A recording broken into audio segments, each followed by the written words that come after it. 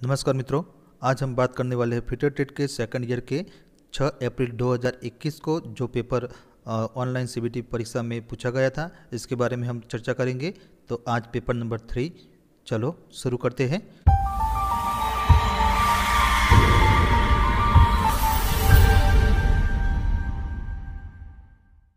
तो यहाँ पहला सवाल, what is the name of tool. तो टूल का नाम क्या है। तो यहाँ फिगर दी गई है और यहाँ option A face wrench, B hook spanner, C face pin wrench और डी पिन रेंज। तो इसका सही जवाब है option number B hook spanner. इसके बाद अगला सवाल, which material is use to clean the slip gauge. तो मित्रों यहाँ जो भी प्रश्न ब्लू कलर यानी कि नीला रंग से हाईलाइट किया है, तो वो प्रश्न पेपर 1 और 2 में जो पूछा गया था वो यहाँ रिपीट हो रहा है। तो यहाँ ये प्रश्न भी रिपीट होता है, स्लिप गेज को साफ करने के लिए किस सामग्री का उपयोग किया जाता है। तो ऑप्शन ए मोम यानी कि वैक्स, बी मिट्टी का तेल यानी कि केरोसिन, सी घुलनशील तेल यानी कि सॉल्युबल ऑयल और डी कार्बन टेट्राक्लोराइड। तो इसका सही जवाब है option number D carbon tetrachloride. इसके बाद तीसरा सवाल, तो ये भी प्रश्न यहाँ रिपीट होता है, where is circular taper key use. तो सर्कुलर टेपर की का प्रयोग कहाँ किया जाता है। तो option A light duty transmission, B दिशात्मक रोटेशन, सी कम गति की आवश्यकताएं पर और डी उच्च गति की आवश्यकताएं पर। तो इसका सही जवाब है ऑप्शन नंबर ए लाइट ड्यूटी ट्रांसमिशन। इसके बाद अगला सवाल, what is the ratio of की वे टेपर। तो की वे टेपर का अनुपात क्या है। तो यहाँ ऑप्शन दिए गए हैं, ऑप्शन ए 1:19, बी 1:20, सी 1:50 और डी 1:100। तो इसका सही जवाब है ऑप्शन नंबर डी 1:100। इसके बाद अगला सवाल, what is the name of gauge. तो इस गेज का नाम क्या है। तो यहाँ फिगर दी है और option A thread ring gauge, B thread plug gauge, C thread pitch gauge और डी टेपर प्लग गेज। तो इसका सही जवाब है option number B thread plug gauge. इसके बाद अगला सवाल, what is the lead of multi start thread. तो मल्टी स्टार्ट थ्रेड का लीड क्या है। तो option A pitch multiply start की संख्या, बी लीड मल्टीप्लाई स्टार्ट की संख्या, सी पिच मल्टीप्लाई मेजर व्यास और डी पिच मल्टीप्लाई माइनर व्यास। तो इसका सही जवाब है option number A pitch multiply start की संख्या। इसके बाद अगला सवाल, which material is to wash off the lapping plate after charging. तो किस सामग्री को चार्ज करने के बाद लैपिंग प्लेट को धोना है। तो ऑप्शन ए तेल यानी कि ऑयल, बी मिट्टी का तेल यानी कि केरोसिन, सी कूलेंट तेल और डी पेट्रोलियम जेली। तो उसका सही जवाब है ऑप्शन नंबर बी मिट्टी का तेल यानी कि केरोसिन। उसके बाद अगला सवाल, which bearing loading is at right angle to the bearing axis. तो कौन से बेरिंग में लोडिंग बेरिंग अक्ष के समकोण होता है।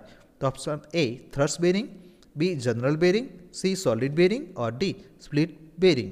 तो इसका सही जवाब है option number B general bearing. उसके बाद अगला सवाल, which is the abrasive use for lapping soft steel and non ferrous metals. तो किस अपघर्षक यानी कि एब्रेसिव का उपयोग नरम इस्पात यानी कि स्टील और अलोह धातुओं के लैपिंग के लिए किया जाता है। तो यहाँ option A silicon carbide, B हीरा यानी कि डायमंड, सी बोरॉन कार्बाइड और डी फ्यूज एल्यूमिना। तो उसका सही जवाब है option number D fuse alumina. इसके बाद अगला सवाल, why the tempering process carry out in steel. तो स्टील में टेम्परिंग प्रक्रिया क्यों की जाती है।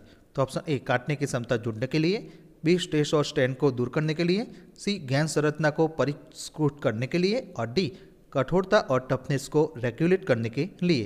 तो उसका सही जवाब है ऑप्शन नंबर डी कठोरता और टफनेस को रेगुलेट करने के लिए। उसके बाद अगला सवाल, which is type of bearing is design to take axial stress as well as radial load. तो किस प्रकार का बेरिंग अक्षीय स्ट्रेस के साथ साथ रेडियल भार उठाने के लिए बनाया गया है। तो option A ball bearing, B roller bearing, C taper roller bearing और डी कोणीय संपर्क बॉल बेरिंग। तो इसका सही जवाब है ऑप्शन नंबर डी कोणीय संपर्क बॉल बेरिंग यानी कि एंगुलर कॉन्टैक्ट बॉल बेरिंग। इसके बाद अगला सवाल, which type of bearing metal is self lubricate. तो किस प्रकार का बेरिंग धातु में स्वयं से स्नेहक होता है। तो option A white metal, B sintered मिश्र धातु, सी एल्यूमिनियम मिश्र धातु और डी केडियम आधारित मिश्र धातु। तो उसका सही जवाब है ऑप्शन नंबर बी सिंटरेट मिश्र धातु। उसके बाद अगला सवाल, which metal protect corrosion resistant and does not crack or peel off due to temperature variation on coating. तो कौन सी धातु संसारण प्रतिरोधी की रक्षा करती है और कोटिंग पर तापमान भिन्नता के कारण दरार या छिलता नहीं है। तो ऑप्शन ए जिंक, बी निकल, सी तांबा यानी कि कॉपर और डी क्रोमियम। तो उसका सही जवाब है ऑप्शन नंबर ए जिंक। उसके बाद अगला सवाल, what is the name of bearing? तो बेरिंग का नाम क्या है? तो यहाँ फिगर दी है। Option A split bearing, B solid bearing, C thrust bearing और डी जनरल बेरिंग। तो इसका सही जवाब है option number B solid bearing. उसके बाद अगला सवाल, what is the name of part mark is the X? तो एक्स के रूप में चिन्हित भाग का नाम क्या है? तो यहाँ बेरिंग की फिगर दी है और option A ball case, B inner race, C outer race और डी बॉल सेपरेटिंग गेज। तो इसका सही जवाब है option number D ball separating cage. उसके बाद अगला सवाल, which bearing material has poor thermal conductivity? तो किस बेरिंग की ऊष्मीय चालकता यानी कि थर्मल कंडक्टिविटी कम होती है? तो option A nylon, B Teflon, C sintered alloy और डी लैमिनेट फिनोलिक्स। तो उसका सही जवाब है option number D laminated phenolics. उसके बाद अगला सवाल, what is the name of the plumber tool to assemble or disassemble pipes of 50 mm to 150 mm diameter? तो 50 मिमी से 150 मिमी व्यास के पाइप को असेंबल और डिसअसेंबल करने के लिए प्लम्बर टूल का नाम क्या है? तो option A step wrench, B chain pipe wrench, C Stillson pipe wrench और D foot point pipe wrench. तो इसका सही जवाब है option number B chain pipe wrench. उसके बाद अगला सवाल, what is the name of part mark as the X? तो एक्स के रूप में चिन्हित भाग का नाम बताइए। तो यहाँ पाइप कटर दी है और option A cutter wheel, B adjusting screw, C guide rollers और डी हाथ लीवर यानी कि हैंड लीवर। तो इसका सही जवाब है option number A cutter wheel. उसके बाद अगला सवाल, what is the position of eccentric reducer are use in pipe lines? तो पाइप लाइनों में उपयोग किए जाने वाले सनकी रिड्यूसर की स्थिति क्या है? तो ऑप्शन ए लंबवत स्थिति यानी कि वर्टिकल पोजीशन, बी कोणीय स्थिति यानी कि एंगुलर पोजीशन, सी त्रिज्या स्थिति यानी कि रेडियस पोजीशन और डी क्षैतिज स्थिति यानी कि हॉरिजॉन्टल पोजीशन। तो इसका सही जवाब है ऑप्शन नंबर डी क्षैतिज स्थिति यानी कि हॉरिजॉन्टल पोजीशन। उसके बाद अगला सवाल, हाउ पाइप्स आर क्लासिफाइड? तो पाइप को कैसे वर्गीकृत किया जाता है? तो ऑप्शन ए उपयोग यानी कि यूजेस, बी रंग यानी कि कलर, सी आकृतियाँ यानी कि शेप और डी मटेरियल। तो उसका सही जवाब है ऑप्शन नंबर डी मटेरियल। उसके बाद अगला सवाल, what is the name of jig? तो जिग का नाम क्या है? तो यहाँ फिगर दी है। Option A post jig, B solid jig, C channel jig और डी ट्रूनियन जिग। तो उसका सही जवाब है option number C channel jig. उसके बाद अगला सवाल, what is the purpose of setting block use in the fixture? तो फिक्सर में उपयोग किए जाने वाले सेटिंग ब्लॉक का उद्देश्य क्या है? तो ऑप्शन ए संतुलन वजन की स्थिति, बी क्लैंप और लोकेटर की स्थिति, सी मशीन की मेज पर स्थिरता की स्थिति और डी कटर से संबंधित स्थिरता और काम की स्थिति। तो इसका सही जवाब है ऑप्शन नंबर डी कटर से संबंधित स्थिरता और काम की स्थिति यानी कि position the fixture and work related to cutter. उसके बाद अगला सवाल, what is the colour of the aluminium metal? तो एल्यूमिनियम धातु का रंग कैसा होता है? तो ऑप्शन ए पीला यानी कि येलो, बी लालसा यानी कि रेडिश, सी व्हाइटिश ग्रे और डी सिल्वरी व्हाइट। तो इसका सही जवाब है option number C whitish grey. उसके बाद अगला सवाल, what is the type of gear? तो गियर का प्रकार क्या है? तो यहाँ फिगर दी है और option A spur gear, B mitre gear, C hypoid gear और डी हेरिंगबोन गियर। तो इसका सही जवाब है option number B mitre gear. उसके बाद अगला सवाल, which ore is extract of aluminium? तो कौन सा अयस्क एल्यूमिनियम का निष्कर्षण है? तो option A pyrite, B galena, C blended and D bauxite. तो इसका सही जवाब है ऑप्शन नंबर डी बॉक्साइट। उसके बाद अगला सवाल, which ore produce lead metal? तो किस अयस्क से सीसा धातु उत्पन्न होती है? तो option A pyrite, B bauxite, C malachite और डी गैलेना। तो इसका सही जवाब है ऑप्शन नंबर डी गैलेना। उसके बाद अगला सवाल, why vertical belt drive is avoid in power transmission? तो पावर ट्रांसमिशन में वर्टिकल बेल्ट ड्राइव से क्यों बचा जाता है? तो ऑप्शन ए बेल्ट के छोटे से लपेटने के कारण, बी अधिक संपर्क के कारण, सी गुरुत्वाकर्षण खिंचाव और फिसलने के कारण और डी पुली की सतह की गति में वृद्धि के कारण। तो इसका सही जवाब है ऑप्शन नंबर सी गुरुत्वाकर्षण खिंचाव और फिसलने के कारण यानी कि because of gravitational pull and slippage. उसके बाद अगला सवाल, which energy is converted in hydraulic pump? तो हाइड्रोलिक पंप में कौन सी ऊर्जा परिवर्तित होती है? तो ऑप्शन ए थर्मल ऊर्जा को हाइड्रोलिक ऊर्जा में, बी विद्युत ऊर्जा को हाइड्रोलिक ऊर्जा में, सी वायवीय ऊर्जा को हाइड्रोलिक ऊर्जा में, और डी यांत्रिक ऊर्जा को हाइड्रोलिक ऊर्जा में। तो इसका सही जवाब है ऑप्शन नंबर डी, यांत्रिक ऊर्जा को हाइड्रोलिक ऊर्जा में, यानी कि mechanical energy to hydraulic energy. इसके बाद अगला सवाल, which formula used to calculate the pressure. तो प्रेशर की गणना करने के लिए किस सूत्र का उपयोग किया जाता है। तो यहाँ सूत्र दिए गए हैं और इसका सही जवाब है ऑप्शन नंबर बी, बल बाय क्षेत्रफल, यानी कि फोर्स बाय एरिया। उसके बाद अगला सवाल, what is the unit of pressure in SI unit. तो एसआई इकाई में प्रेशर की इकाई क्या है। तो option A kilogram, B pascal, C pound और डी मीटर। तो इसका सही जवाब है ऑप्शन नंबर बी, पास्कल। उसके बाद अगला सवाल, which law state that the pressure exerted on a liquid is transmitted equal in all the direction.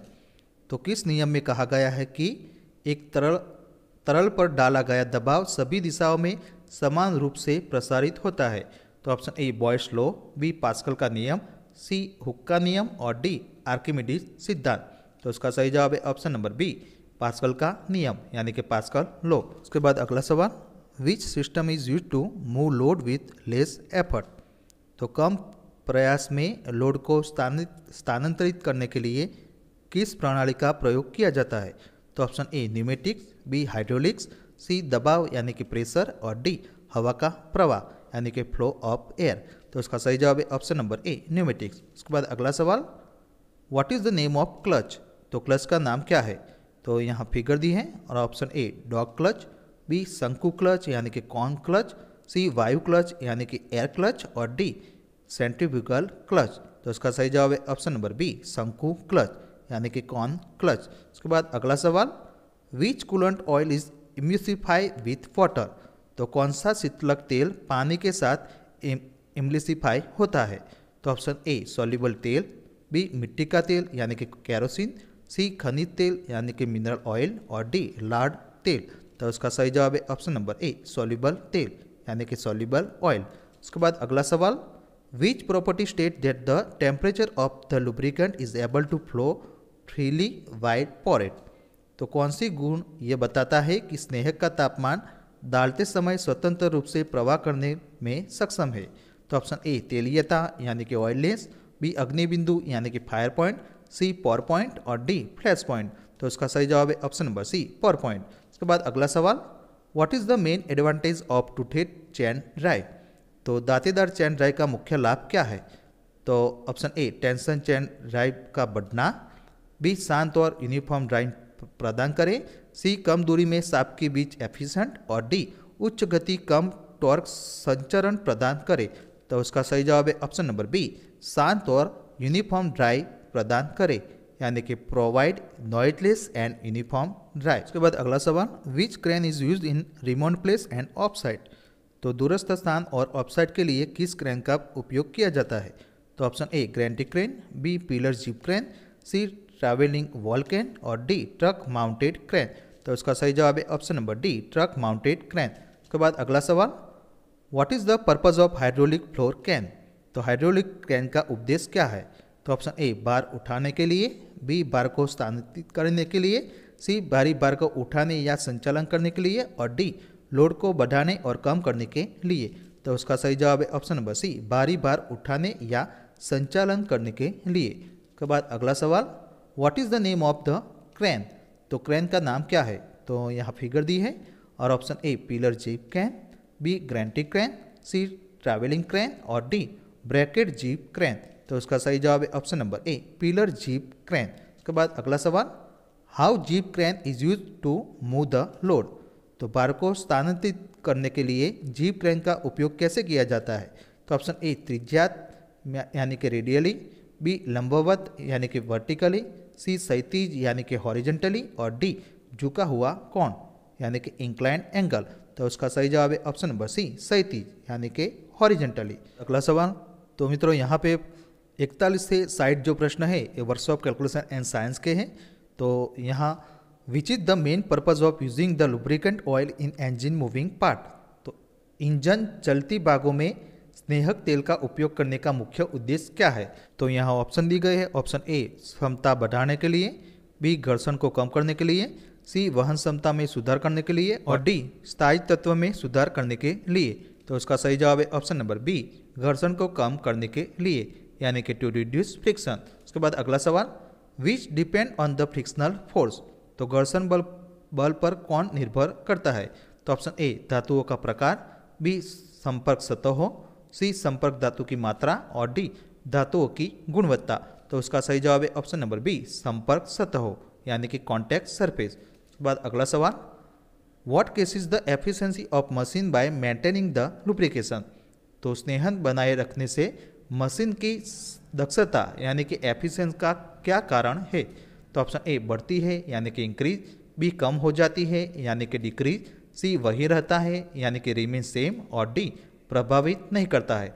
तो उसका सही जवाब है ऑप्शन नंबर ए, बढ़ती है यानी कि इंक्रीज। उसके बाद अगला सवाल, what is the weight of object could be move by a force of 30 kg if coefficient of friction is 0.0125।